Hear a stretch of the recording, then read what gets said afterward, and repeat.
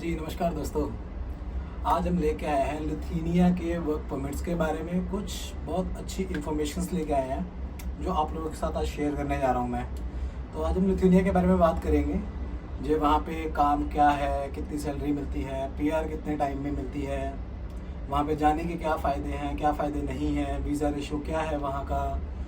इस बारे में आज सारी चीज़ें बात करेंगे और वहाँ के वर्क्स कितने टाइप के हैं। तो सबसे पहले शुरू करेंगे जी, वहाँ पे 4 टाइप के वर्क परमिट्स मिलते हैं और इसमें से जो पहला वर्क परमिट है वो है blue card work permit. Blue card work permit में जो सैलरी है वो कम से कम 4,000 से 5,000 यूरो मिलती है। ये सिर्फ उन लोगों के लिए है जो आईटी सेक्टर्स में जॉब कर रहे हैं या किसी लॉयर हैं या डॉक्टर हैं, नर्स हैं, इन लोगों को ये ब्लू कार्ड मिलता है। तो इसमें सैलरी बहुत हाई होती है और कंपनी की तरफ से अकोमोडेशन भी बहुत अच्छा प्रोवाइड किया जाता है इसमें। दूसरा बात करेंगे एम्प्लॉयमेंट वर्क वीज़ा, जो नॉर्मल वर्क वीज़ा सारे प्रोवाइड करते हैं, ये उसी के बारे में है। इसके अंदर सारे टाइप के वर्क आ जाते हैं, स्किल्ड, अनस्किल्ड, होटल, सारे टाइप के वर्क परमिट्स इसी के अंदर हैं। ये हो गया हमारा दूसरा। तीसरा जो है वो है सीजनल वर्क परमिट। सीजनल का मतलब आप लोग पता ही है, इसमें सिर्फ 6 मंथ का वीज़ा मिलता है, 6 मंथ से ज़्यादा ऊपर नहीं मिलता। 6 महीने के लिए सिर्फ काम करने आओगे, 6 महीने के बाद आपका वीज़ा एक्सपायर हो जाएगा। तो जो चौथा वर्क परमिट है वह इंट्रा कंपनी ट्रांसफ़र। इसके अंदर क्या होता है, लाइक कोई कंपनी है लिथुआनिया की ही जो इंडिया में है, आप वहीं काम कर रहे हो और कंपनी ने ही आपको ट्रांसफ़र कर दिया लिथुआनिया के अंदर, तो ये इसकी इंट्रा का मतलब ये है। तो अब शुरू करेंगे जी, वहाँ पे जॉब किस किस टाइप की है, किस टाइप की जॉब्स नहीं है, किसके लिए है, किसके लिए नहीं है, ये सारी बातें करेंगे इसमें। तो स्क्रीन पे मैं एक पूरा साइट पे मेंशन कर देता हूँ जी किस किस टाइप की वहाँ पे कंपनी है, और आप लोगों को मैं बता देता हूँ जी। इस टाइम लिथुआनिया के अगर वेबसाइट पे जाओगे तो वहाँ लिखा हुआ है Lithuania is struggling with labour shortage in 59 occupations. तो वहाँ पे लेबर्स की बहुत कमी है, तो इसलिए उनको वर्कर्स चाहिए। तो जो लिस्ट है वो लिस्ट आप स्क्रीन पे देख लो, जो मैं सारी एक बार खुद भी बता देता हूँ थोड़ा थोड़ा सा। इसके अंदर आ गया आपका वुड वर्किंग आ गया, टेलर आगे, स्ट्रक्चर आगे, मटेरियल्स आगे, स्पेशलिस्ट आगे, प्लम्बर आगे, स्किल्ड अनस्किल्ड पीपल सारे हैं इसके अंदर। जो अनस्किल्ड हैं पैकिंग हो गया, एग्रीकल्चर हो गया, हैवी ट्रक ड्राइवर्स हो गए, फूड रिलेटेड, होटल इंडस्ट्री के रिलेटेड सारी अपनी कंपनीज आ गई इसके अंदर, बिल्डिंग्स होगी, अपना बेकरी हो गया, एग्रीकल्चर, ये सारी चीज़ें इसके बीच में आती हैं। तो इस टाइम लिथुआनिया में शॉर्टेज है लेबर्स की, तो ये सारी वैकेंसीज ओपन है इस टाइम। जो भी है वो अप्लाई कर सकता है इन सब चीज़ों के अंदर। बात करेंगे वहाँ पे सैलरी कितनी है, किस फील्ड के अंदर कितनी सैलरी होएगी, किसके अंदर नहीं होएगी, चाहे आप अनस्किल्ड हो और चाहे आप स्किल्ड हो।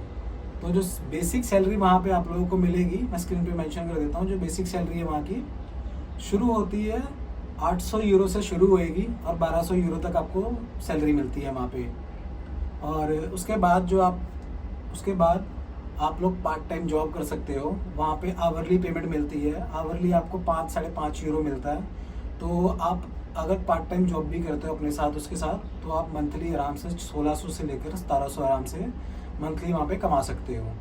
दूसरी चीज़ बात करेंगे जो इस टाइम सबसे ज़्यादा उनको किस फील्ड के अंदर लोड है, तो सबसे ज़्यादा लोड है क्लीनिंग के अंदर, food service, manufacturing, health care, education, construction, among of the in सब सेक्टर्स के अंदर मतलब ज़्यादातर लोग अप्लाई भी कर रहे हैं और इनको लोड भी है इस सब चीज़ों के अंदर।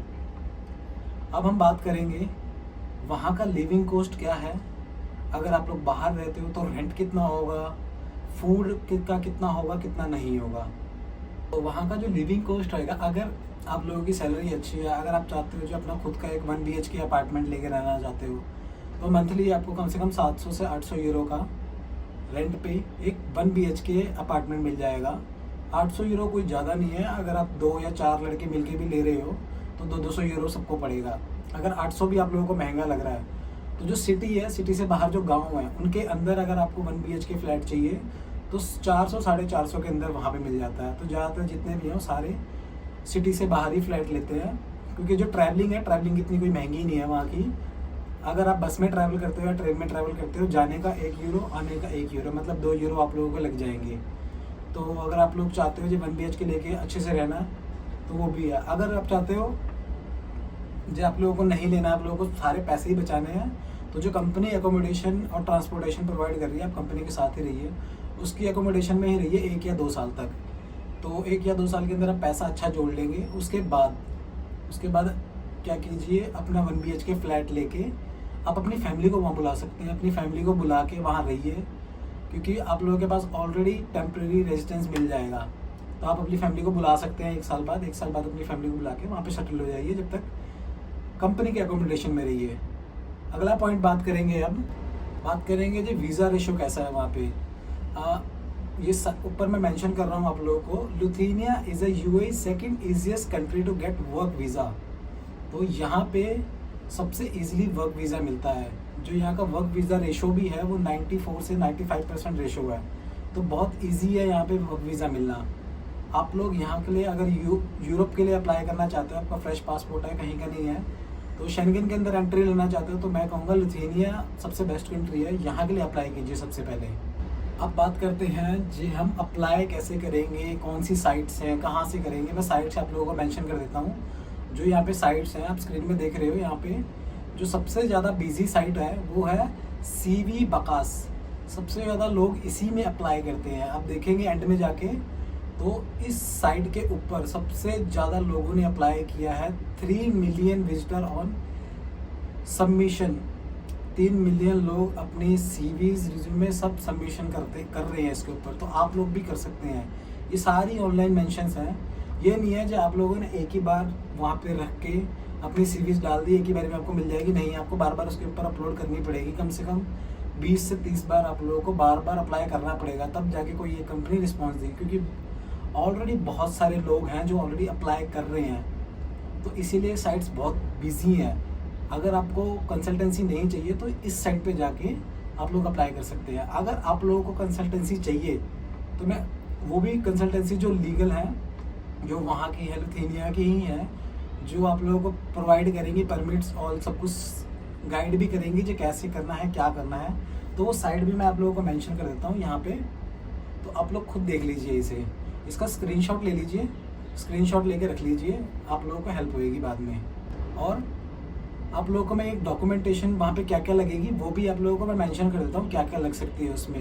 Application form, copy of passport हो गया, employer qualification, CV and experience certificate, employer contract, state fees payment हो गया जो आपका 160 यूरो लगेगा, और PCC तो मैंडेटरी है, मैंने वो आपको लास्ट वीडियोज़ में ही बता रखा है, और एक हेल्थ इंश्योरेंस आप लोगों की लगेगी। तो ये डॉक्यूमेंट्स आपको लगेंगे। किसी भी कंसल्टेंसी से आप करवा रहे हो तो अगर वो इन सब चीज़ों में से डॉक्यूमेंट्स नहीं मांगता तो इसका मतलब वो फेक है। तो आप लोग इस चीज़ का बड़ा ध्यान रखिए, ठीक है। अगली पॉइंट के ऊपर बात करेंगे, जो बात है वहाँ की लैंग्वेज की। आप लोग सोच रहे हो कि अगर यूरोप है तो वहाँ पे यूरोपियन लैंग्वेज ही चल रही हो कि नहीं। इस कंट्री के अंदर सबसे ज़्यादा इंग्लिश ही बोली जाती है, तो आप लोग उस चीज़ की टेंशन मत लीजिएगा। इंग्लिश थोड़ी मोटी आनी चाहिए। जो अनस्किल्ड पीपल्स भी हैं उनको भी थोड़ा मोटा इंग्लिश आना चाहिए। तो आप लोग ट्राई कीजिए जो थोड़ी मोटी इंग्लिश आए, क्योंकि वहाँ पे 90% जो लोग हैं वो इंग्लिश के अंदर ही बात करते हैं। तो आप लोगों को कोई प्रॉब्लम नहीं आएगी इस सब चीज़ों के अंदर। जो लिथुआनिया के लिए अप्लाई करना चाहता है या कोई और इन्फॉर्मेशन चाहता है, या तो कमेंट बॉक्स के अंदर मेरे से वो पूछ लीजिए, मैं आप लोगों को रिप्लाई करूँगा। या किसी ने अप्लाई करवाना है तो मेरा नीचे मेंशन किया हुआ है नंबर, एवरीथिंग, उस चीज़ में मैं आप लोगों की हेल्प करूँगा जो कैसे क्या करना है। तो जो इंटरेस्टेड है, सोच रहा है जो यूरोप के अंदर एंट्री लेना और लिथुआनिया की साइड से लेना है, अगर आप लोगों को इन फ्यूचर लिथुआनिया पसंद भी नहीं आता है तो ऑलरेडी 2 साल वहाँ काम करके आप किसी भी अच्छी कंट्री के अंदर सेटल्ड हो सकते हो। दूसरी चीज़ रही बात PR की, तो इस कंट्री के अंदर अगर आप रेगुलर 5 साल काम कर लेते हैं, 2 साल के अंदर तो ऑलरेडी आप लोग सेटल्ड हो जाओगे।